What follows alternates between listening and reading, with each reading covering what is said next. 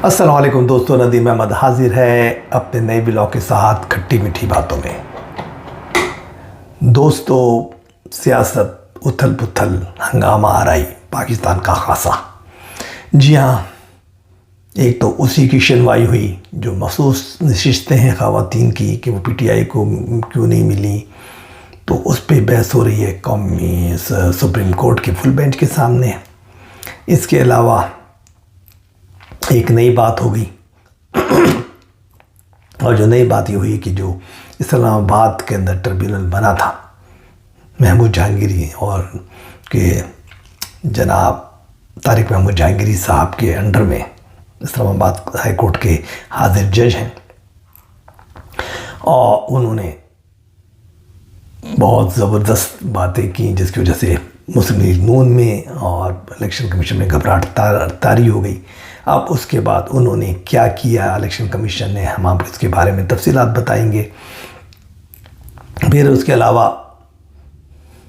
अब की बार 400 पार, जी जनाब, तो मोदी साहब के नारे का क्या हुआ इसके बारे में बात करेंगे। और बहुत सारी छोटी छोटी ख़बरें हैं कि बुशरा बीवी की इद्दत केस और ये जो उनकी दोबारा हियरिंग कब शुरू हो रही है, तो इस बारे में बात करेंगे। लेकिन सबसे पहले मैं गुजारिश करूंगा कि आप मेरे इस चैनल को सब्सक्राइब कीजिए और जो बेल के बटन को क्लिक कीजिए, जो ऑप्शंस आते हैं उसमें ऑल वीडियोस को सेलेक्ट कीजिए, और साथ में पसंद आती हैं बातें तो लाइक कीजिए और जनाब कमेंट ज़रूर दीजिए, और इसके साथ साथ अपने दोस्तों वगैरह को, जानने वालों को मेरे इस चैनल को शेयर कीजिए। दोस्तों, तफसीलात में चलते हैं। तफसीलात तो वही है कि जो हियरिंग का आगाज़ हुआ मखसूस नशिस्तों का, और आज दूसरा दिन था, उसके अंदर जनाब काफ़ी वाज़ेह ग्रुपिंग नज़र आई। मरीब अख्तर और असर मिनल्ला, इन लोगों ने अपने माइंड को बिल्कुल क्लियर शो किया कि वो किधर उनका रुझान है, और वो सीटें देना चाहते हैं सुन्नियत काउंसिल को।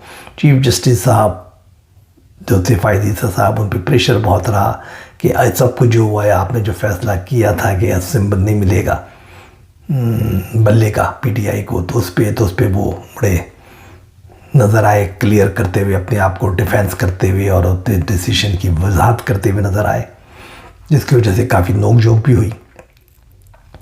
और उसके बाद कुछ जजेस ने ये भी कहा कि भाई इसका तो नज़र ثانی का केस पड़ा हुआ है पेंडिंग में, अगर हम पहले से ही अपना जहन बता देंगे और बाइंड कर देंगे और क्लियर कर देंगे तो वो तो नज़र ثانی का केस तो ख़त्म ही हो जाएगा। उस पर फ़ायद साहब ने कहा, लेकिन मसला तो ये है कि जब भी बात होती है घूम के वहीं आ रही है, तो मुझे उसको क्लैरिफाई करना है, क्योंकि लोगों ने जजमेंट को तो पढ़ा नहीं है। बस लोग जो हैं बस बल्ला छिन गया उस पर नारा लगा रहे हैं, तो ये तो नहीं होता ना।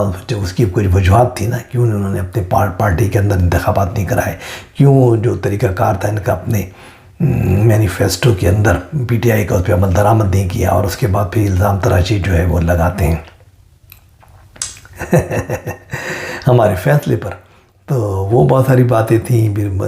मरीब अख्तर साहब और ये अपने अलग बोल रहे थे, मंसूर अली शाह साहब दूसरे अंदाज में बात कर रहे थे। उनका ये था कि भाई ये पता लग गया है कि ये सीटें अगर कोई भी आज़ाद, समझो एक इलेक्शन होता है तो सारे आज़ाद जीत जाते हैं, तो फिर मखसूस सीटें किसको कैसे असाइन होंगी, इस बारे में तो आइन खामोश है।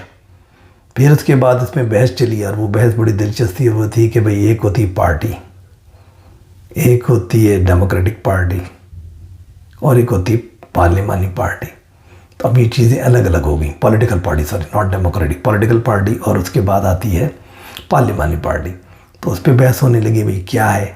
फिर 63A का जिक्र भी आ गया कि 63A में तो पार्लिमानी पार्टी का जिक्र है कि जब लोग जीत के आ जाते हैं तो फिर पार्टी का जो सरबराह होता है उसकी अहमियत ख़त्म हो जाती है, बल्कि जो पार्लियामेंट में मेंबर आते हैं वो अपना एक चुनते हैं, उसको पार्लिमानी पार्टी का हेड कहते हैं, और फिर वो जो फैसला करता है वो सब कुछ होता है।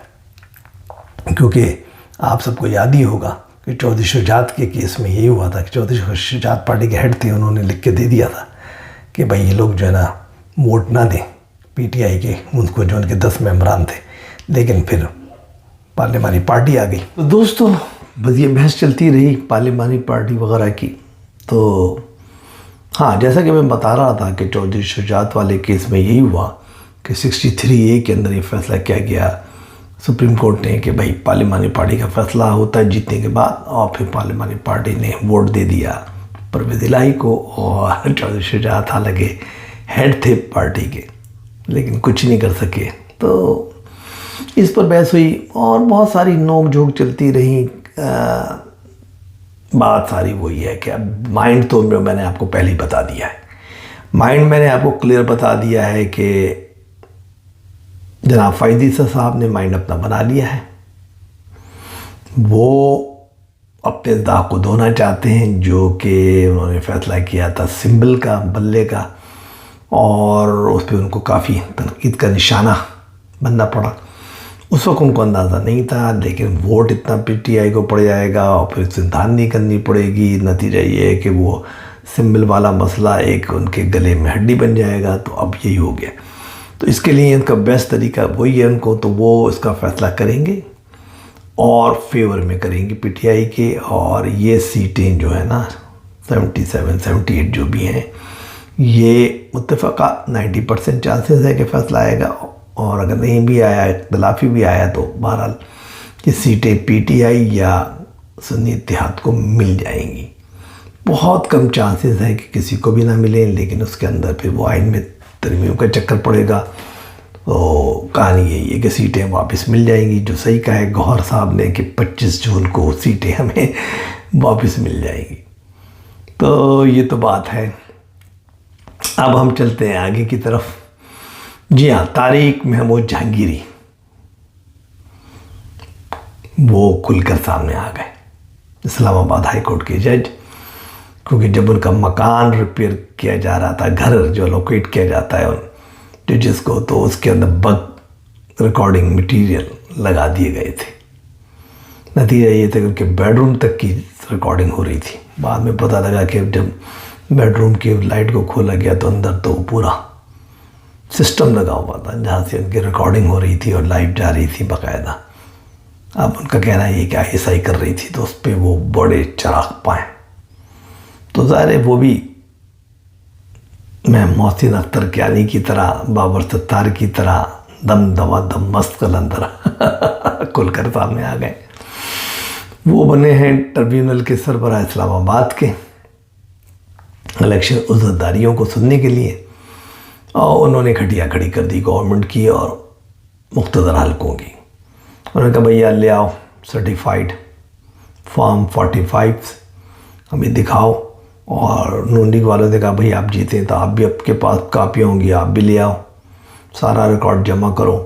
फिर फॉर्म उनको बुला लिया जितने भी प्रिजाइडिंग ऑफिसर थे और ये थे, और उसके बाद बारों को बुला लिया और ये कर लिया। ये उन्होंने खटिया खड़ी कर दी, इलेक्शन कमीशन से भी सारा रिकॉर्ड तलब कर लिया।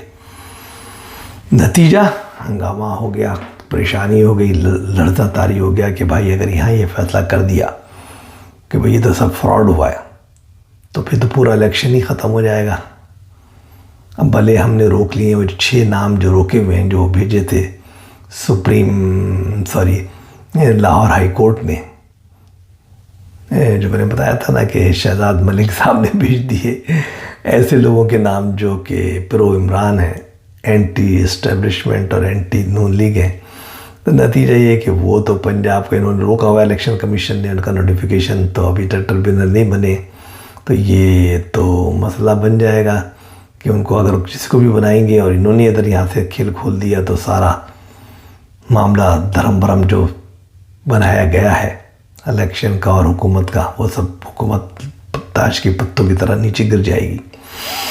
तो फौरी तौर पे ये लोग सब भागे इलेक्शन कमिश्नर के पास कि भाई एक बचाओ हमें, जिसमें नून लीग के सारे नुमाइंदे थे, अटॉर्नी जनरल और ये और वो सब जमा हुए। और फिर किसका क्या हाल है यार, जहांगीर तैमूरी तो बस तैमूरी कह रहा हूँ, जहांगीरी साहब महमूद जहांगीरी, तारिक महमूद जहांगीरी खुलकर सामने आ गए हैं और मामला गड़बड़ हो रहा है। और फिर ये एक तरीके कार से वो बन जाएगा, एक तरीके से टेम्पलेट बन जाएगी।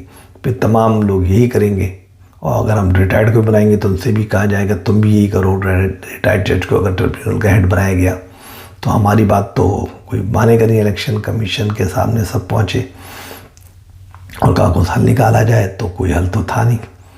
پھر ایک حل یہ نکلا کہ تو آپ کمپلینٹ داخل کریں. تو تینوں جو ایم ایل اے جیتے ہیں انہوں نے کمپلین طارق محمود جہانگیری کے خلاف داخل کی الیکشن کمیشن میں کہ یہ بائسڈ ہیں، یہ غیر جانبدار نہیں ہیں، یہ پی ٹی آئی کی طرف سے جانبدار ہیں.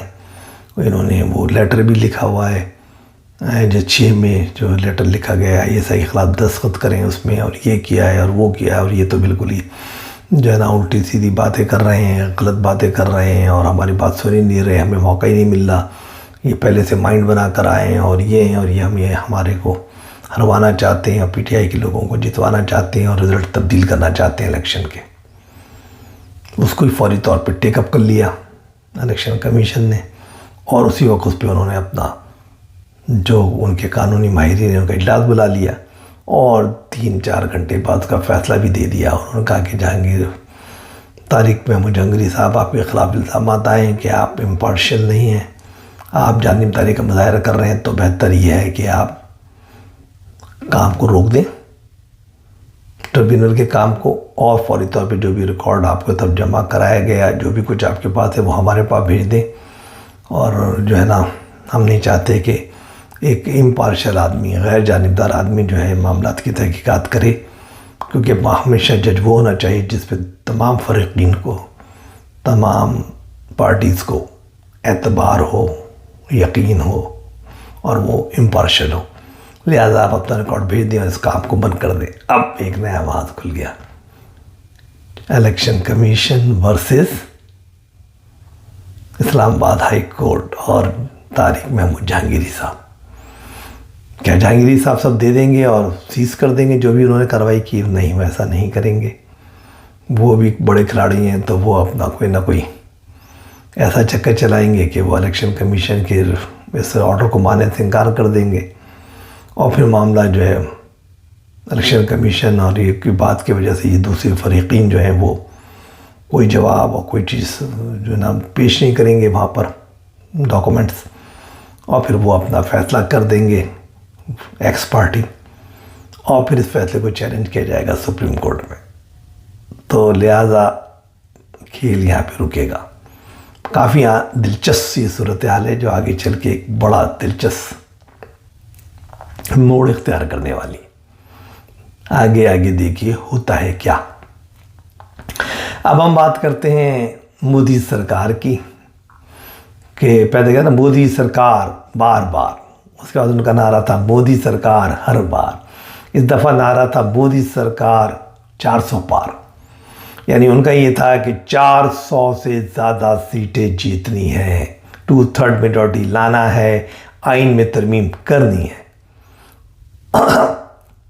اور اس کے خلاف کانگریس اور جو اپوزیشن پارٹی ان کے انڈر میں ساتھ کام کر رہی ہیں، کولیشن میں، انڈر میں تو نہیں، کولیشن میں کے ساتھ ہیں، ان سب نے بھی نعرہ لگایا تھا کہ صاحب عوام اور جمہوریت پسند لوگوں انڈیا کے سوچو کہ یہ آئین میں ترمیم کرنے جا رہا ہے، یہ شخص آمر بننے جا رہا ہے، اس نے آمریت کی انتہا کر دی ہے، اس نے جو ہے عام پارٹی کے لوگوں کیجریوال وغیرہ کو جیل میں ڈالا، اس نے دوسرے لوگوں کو جیل میں ڈالا، اس نے کانگریس کو راہل گاندھی کو جیل میں ڈالا، اس نے یہ کیا اور وہ کیا، اور یہ بالکل آمر بن چکا ہے.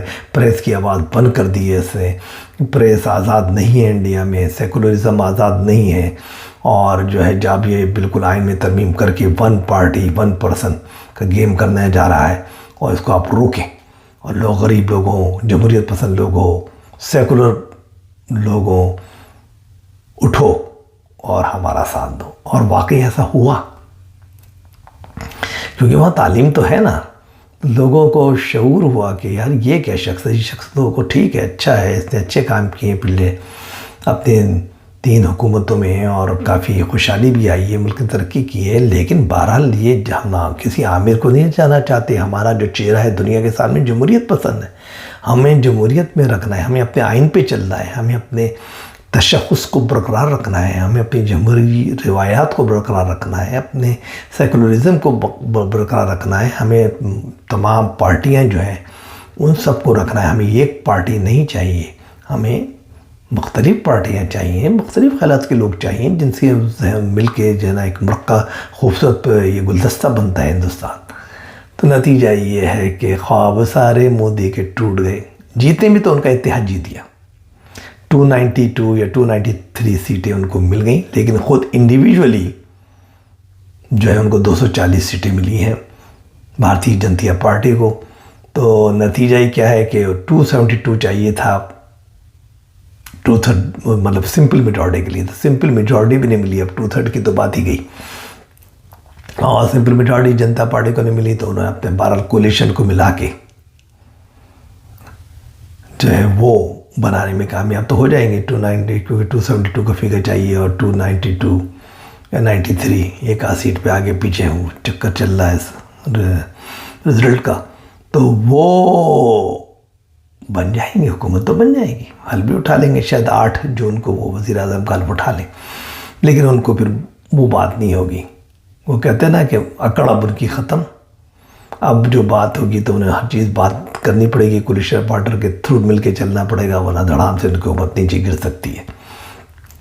اب وہ مودی نہیں رہے گا کہ جو صرف اپنے اشاروں پہ حکومت چلاتا تھا، اس کو تو کیبنٹ کی بھی پرواہ نہیں ہوتی تھی، وہ اور امیت شاہ جو ان کے جنرل سیکرٹری ہیں بھارتیہ جنتا پارٹی کے، تو یہ دونوں ہی نے پورا 100% کنٹرول ان کا تھا، یہ پورے جتنے آج تک، چاہے وہ صوبائی حکومت گجرات کی ہو یا وہ جناب فیڈرل جو 3 حکومتیں گزری ہیں، ان میں ہر ایک میں وہ ان کی صرف یہ دونوں شخص اپنے چلاتے تھے، پارٹی امور میں ہر چیز میں کسی کی کوئی اہمیت نہیں تھی، ون مین شو تھا۔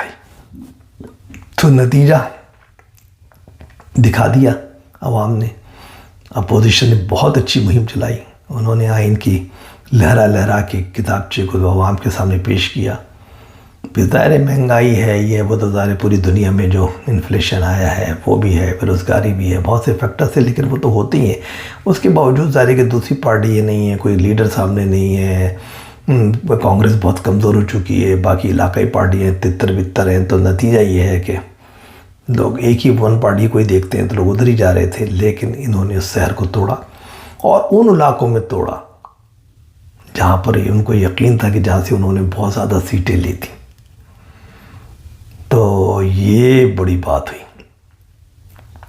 اور رزلٹ آپ کے سامنے آ گیا۔